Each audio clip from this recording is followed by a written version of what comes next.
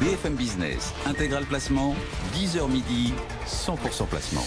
Alors cette question, vous nous la posez souvent. Comment devenir rentier grâce à vos placements? Comment devenir indépendant, ne pas avoir besoin d'intégrer une entreprise, d'être salarié grâce à ces placements? On va essayer de vous apporter quelques pistes et vous mettre en garde contre les choses trappes avec Cyril Djarnias. Il vient de nous rejoindre, il est blogueur et il nous accompagne régulièrement dans Intégral Placement. Bonjour Cyril. Bonjour Guillaume. Comment devenir indépendant financièrement rapidement sans tomber dans les arnaques? Alors on va dire que c'est possible, c'est plutôt une bonne nouvelle. Maintenant, j'ai plutôt moi deux inquiétudes par rapport à ça. Je dirais que la première inquiétude, c'est un peu la manipulation. Il faut faire attention sur Internet, YouTube, Facebook, Instagram, une multitude de sites qui vous vendent en fait des méthodes, soi-disant très efficaces, avec des gens qui sont au bord d'une piscine et qui vous disent qu'en 2-3 ans, ça y est, vous allez être riche. Donc là, attention. Je rappelle que l'indépendance financière, c'est souvent placement, c'est souvent patrimoine. On est peut-être mieux avec un gestionnaire de patrimoine. Peut-être. Oui. Parce que coach, attention, coach n'est pas gestionnaire de patrimoine. C'est ça, il y a des professionnels et coach, c'est pas une profession. En tout cas, dans l'univers du patrimoine, c'en est pas une. Il y a des vrais professionnels agrémentés qui suivent une réglementation et vous pouvez leur faire confiance en priorité. Quel piège éviter quand on veut devenir rentier immobilier, par exemple? Quelles sont les règles? Je donnerai une théorie moi que j'ai émise, c'est la théorie des 3 S. Alors c'est pas 3 fois stupide, mais sur imposition, parce que quand on commence à faire beaucoup d'argent avec l'immobilier, l'imposition vient vite. Et la sous-protection, je vais donner un exemple tout simple, qui est malheureusement pas très joyeux. C'est une dame de 52 ans, elle me contacte, elle a 3 enfants. Monsieur malheureusement est décédé. 30 appartements, donc ils ont plutôt, c'est bien, ils ont fait une acquisition, derrière 12 crédits. Sauf que le petit problème derrière, c'est qu'elle va se retrouver avec des droits de succession qui n'ont pas été anticipés. Il n'y a même pas un contrat d'assurance vie qui servirait à payer les droits.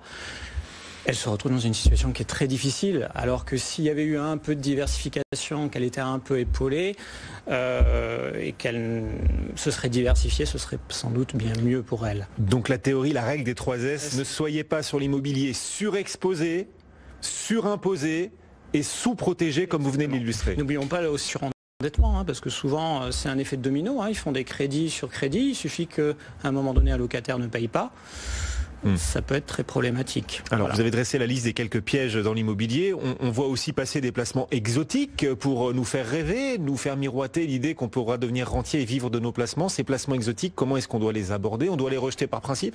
Pas forcément, j'avais évoqué la dernière fois tout ce qui était spiritueux rare, le whisky. J'avais dit que c'était une diversification. Diversification, j'ai pas dit que c'était une solution unique. La semaine dernière, un monsieur me contacte, il a investi 300 000 € dans les spiritueux rares, dans le whisky. Ah oui, mais bon, ça fait quelques bouteilles. Et je lui dis, est-ce que vous êtes diversifié? Il me dit, c'est quasiment tout mon patrimoine. Mais comment vous en êtes arrivé là? Écoutez, on m'a promis entre 4 et 10% tous les mois. Et là, déjà, 4 et 10% tous les mois. Quel placement aujourd'hui fait entre 4 et 10% tous les mois? Mais comme je vous dis, c'est l'image, c'est l'envie d'aller vite. Et c'est là où on fait les plus grosses erreurs. Alors il y a plein de choses, il y a le whisky, mais il n'y a pas que le whisky rare, les spiritueux rares. Il y a eu le vin, il y a eu tout ce qui était les cheptels de vaches aussi. Donc il faut être prudent, il faut faire attention et se dire par exemple, s'ils avaient une règle de base, actif tangible, diversification, 10% d'un patrimoine. Mais pas plus, voilà. pas plus. Exactement. Pas mettre ses œufs dans le même panier, vous savez, ces vieux dictons, ils ont un sens et ils ont un sens aussi au XXIe siècle. Alors qu'est-ce qu'il faut faire? Vous nous avez dit ce qu'il fallait éviter, les pièges à éviter, les excès à éviter. Quelles sont les bonnes stratégies, le positif pour devenir indépendant financièrement? J'ai beaucoup réfléchi, je me suis dit on va essayer de prendre une base. Les Français, ils ont à peu près 2 000 € de revenus moyens, de salaire moyen. Donc imaginons que ça fait 25 000 € à l'année. Vous allez voir où je veux en venir. Donc ça veut dire qu'avec 250 000 € à 10%, vous arrivez à peu près à faire cette rente. Parce qu'après tout, c'est de faire une rente. Donc là, 10%, c'est quand même beaucoup. Donc ça voudrait dire qu'il faudrait peut-être 500 000 €. 500 000 € à 5%. Et après, 1 million d'euros à 2,5.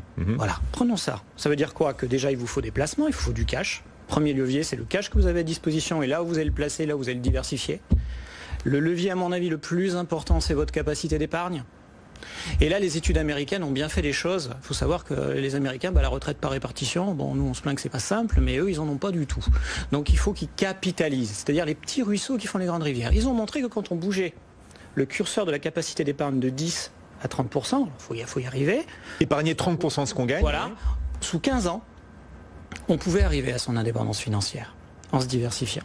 Donc ça veut dire qu'avec un budget, avec une capacité d'épargne, et en utilisant des véhicules avec si possible, comme on disait là, tout mettre dans l'immobilier, l'assurance vie, le PEA, les plans d'épargne retraite, qui sont des enveloppes fiscales avantageuses, par la capitalisation, avec de la discipline et la valeur travail. Quand vous avez des jeunes à 22 ans qui vous contactent, j'ai hérité de 150 000 euros, et qui vous disent on ne veut plus rien faire, les 150 000 euros, ils ne sont pas venus tout seuls. Il y a des gens qui ont travaillé. Donc avec un tant soit peu de travail, de la capitalisation, on peut accumuler. Je vais donner un exemple simple. En 10 ans, 1 000 euros par mois, c'est 120 000 euros. Sur des rentabilités entre 2 et 4%. Il faut arriver à épargner 1 000 euros par mois. Attendez. Je suis totalement d'accord. Oui. Mais c'est juste pour dire que... Quand on part avec des gros revenus, c'est plus facile en effet de faire des placements. Tout à fait. Donc il faut éviter de trop faire rêver les gens. Oui. Il faut travailler. Oui, travailler, en tout cas être efficace et diversifiez-vous. Bon. Voilà. Et ça, pour ceux qui ont des enfants étudiants, poussez vos enfants à choisir les meilleurs secteurs possibles, les secteurs d'avenir, et pas les très nombreuses filières universitaires un peu foireuses qu'on connaît tous. Alors il y a un dernier levier, c'est le levier du crédit. Mais pas utiliser le levier du crédit n'importe comment. Je rappelle qu'un tiers du revenu des Français, et ça part pour le loyer. Donc vous doutez bien que si vous utilisez déjà le levier du crédit pour votre résidence principale, c'est déjà ça en moins sur 10 à 20 ans qui va s'envoler.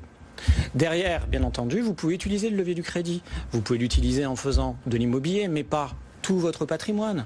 Vous en parlez sur BFM, des villes qui sont intéressantes en faisant du meublé, en faisant des studios, en faisant des résidences de services, ce genre de placements qui sont possibles avec le levier du crédit et en se diversifiant et en optimisant également sa fiscalité. Et justement, les résidences-services, vous en parliez, à la sortie, on défiscalise. La fiscalité Exactement. à la sortie est plutôt intéressante, plus intéressante que sur les résidences secondaires, par exemple. Et si vous avez accumulé du cash, il est tout à fait possible, je l'ai évoqué la dernière fois, de faire de l'immobilier à l'étranger. On parlait de l'économie des États-Unis qui fonctionne bien, l'immobilier américain est aussi une solution. Voilà.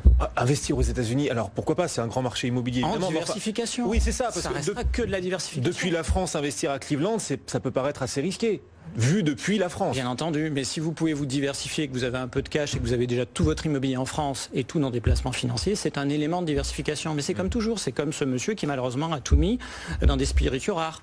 L'erreur était là. Oui, je vous écoute, il y a des solutions, il y a des leviers, vous les avez cités, mais il faut avoir une forme de sagesse dans la façon d'aborder les placements, une sagesse comportementale, bien se connaître soi-même, je crois que c'est très important Exactement. aussi. Mais enfin, si on n'a pas les gros revenus ou le capital de base, on n'y arrivera pas à devenir indépendant financièrement, juste grâce au placement, Cyril. Tout est une question d'objectif.